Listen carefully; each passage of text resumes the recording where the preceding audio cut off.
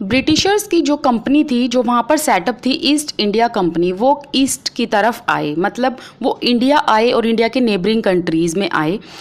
और उनका रीज़न क्या था यहाँ आने का? उनका रीज़न एक तो ये था कि जो इंडिया है वो बहुत ही नेचुरल रिसोर्सेज से भरपूर था। कहा जाता था ना कि हमारा भारत सोने की चिड़िया है। तो यहाँ पर स्पाइसेस जैसे कि पेपर, सिनेमन, ये सब चीज़ें बहुत ही अच्छी तरीके से यहाँ पर उपलब्ध थी, ऐसे प्रोडक्ट्स। साथ ही साथ यहाँ पर सिल्क, कॉटन बहुत अच्छी क्वालिटी के मिलते थे। और ये जो चीज़ें थी जैसे स्पाइसेस हो गया, कॉटन हो गया, सिल्क हो गया, इंडिया में सस्ते दामों पर मिलती थी, क्योंकि यहाँ पर इतनी डिमांड नहीं थी जितनी डिमांड इसकी यूरोपियन कंट्रीज़ में थी।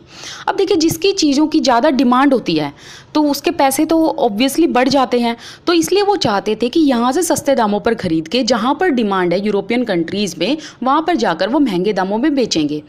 और इसके पीछे फिर एक जो लॉजिक है वो ये है कि उनको सिर्फ और सिर्फ अपने बेनिफिट से मतलब था, उनको पैसा कमाना था। तो 1600 में इन्होंने जो इंग्लैंड की रानी, जो इंग्लैंड की रूलर रही हैं, क्वीन एलिजाबेथ वन, ठीक है, क्वीन एलिजाबेथ से इन्होंने एक चार्टर लिया। चार्टर क्या होता है? जब रिटर्न में आप किसी से लिखवा कर ले लें। तो उन्होंने इस चार्टर पर साइन किया था, क्वीन एलिजाबेथ वन ने। उन्होंने ग्रांट किया कि आप अकेले, सोल राइट, देखिए यहाँ पर यह वर्ड है सोल राइट, कि आप सिर्फ अकेले, सिर्फ आपको, सिर्फ इसी इकलौती कंपनी को ट्रेडिंग करने की ईस्टर्न साइड में अनुमति है, ठीक है, कि ईस्टर्न पार्ट में इसी कंपनी को व्यापार करने की अनुमति है। इसका मतलब क्या हुआ? जब इन्होंने चार्टर में ये साइन करवाया और जहाँ पर सोल राइट लिखा था, इसका मतलब क्या हुआ कि ईस्ट इंडिया कंपनी को अपने साथ में कोई राइवल कॉम्पिटिटर नहीं मिलेगा। वो सिर्फ अकेली होगी जो रूल करेगी, कोई भी ईस्ट इंडिया कंपनी के साथ compete नहीं करेगा।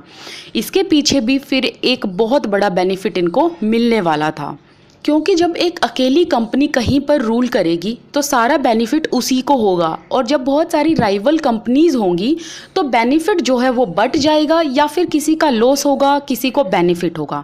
लेकिन यहाँ पर इनको सोल राइट दिया एलिजाबेथ वन ने। अब जब इनको चार्टर मिल गया था क्वीन एलिजाबेथ वन से, चार्टर क्या, जो रिटन परमिशन होती है, जब इनको रिटन परमिशन मिल गई तो इन्होंने कुछ नई लैंड्स को खोजना स्टार्ट किया।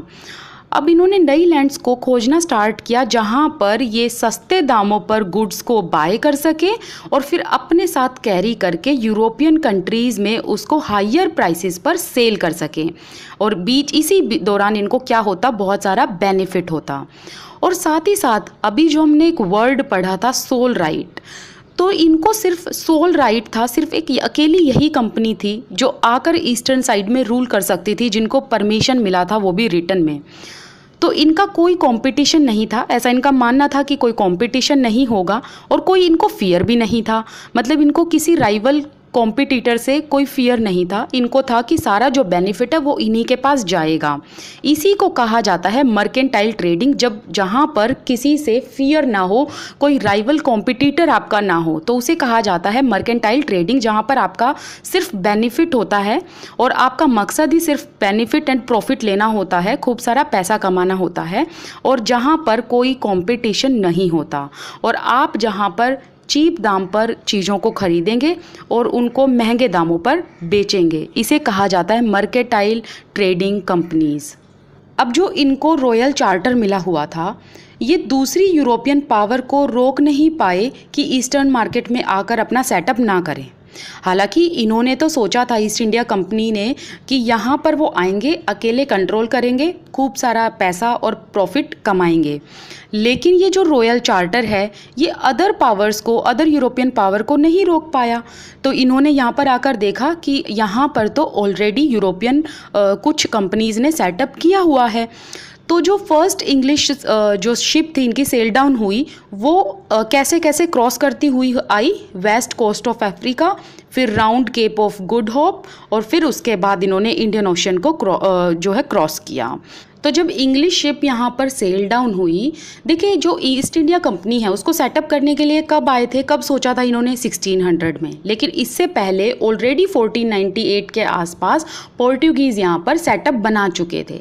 तो जब इनकी शिप सेल डाउन हुई तो इन्होंने यहाँ पर आकर दिखा कि यहाँ पर तो ऑलरेडी पोर्टुगीज़ ने अपना स्टैब्लिशमेंट किया हुआ है, अपनी प्रेजेंस को यहाँ पर जमाया हुआ है, और इन्होंने वेस्टर्न कोस्ट ऑफ इंडिया जो कि गोवा, इन्होंने गोवा को बेस बनाया हुआ था जो इंडिया के वेस्टर्न कोस्ट पड़ता है।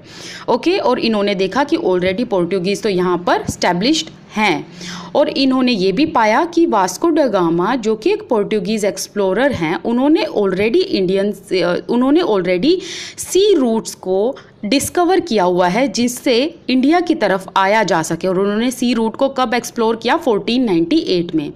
तो जब वास्को ड गामा थे, उन्होंने जब सी रूट को डिस्कवर किया इंडिया आने के लिए, तो जो अदर विदेशी कंपनियां हैं उनके लिए तो बहुत इजी हो गया था इंडिया आना। तो इन्हीं को पीछा करते करते, इन्हीं को फॉलो करते करते डच भी यहाँ पर आ गए अपनी पॉसिबिलिटीज़ को एक्सप्लोर करने। फिर उसके बाद सून हम देखेंगे कि फ्रेंच ट्रेडर्स भी आ गए। तो सभी का जो मकसद था यहाँ आने का सिर्फ पैसा कमाना, प्रॉफिट कमाना। लेकिन ईस्ट इंडिया कंपनी को यहाँ पर सेटअप करने से पहले तो वो लोग सोच रहे थे कि हम सिर्फ अकेले होंगे यहाँ पर जो बेनिफिट कमाएंगे, लेकिन इतना आसान नहीं था। जब वो आए तो उन्होंने देखा यहाँ पर ऑलरेडी पोर्टुगीज़ और साथ साथ डच, फ्रेंच, ये सभी यहाँ पर अपना सेटअप जमाने आए हुए हैं, और पोर्टुगीज़ ने तो ऑलरेडी अपनी प्रेजेंस को स्टैब्लिश किया हुआ है। पोर्टुगीज़ 1498 में जब इंडिया आए तो ये सबसे पहले एंटर किए थे कैलीकट में, और अगर हम डच की बात करें तो ये सबसे एंट्री किए थे पुलिकैट में 1595 में, और जो फ्रेंच ट्रेडर्स थे ये पौंडीचेरी में आए थे 1664 में। इस बुक में नहीं लिखा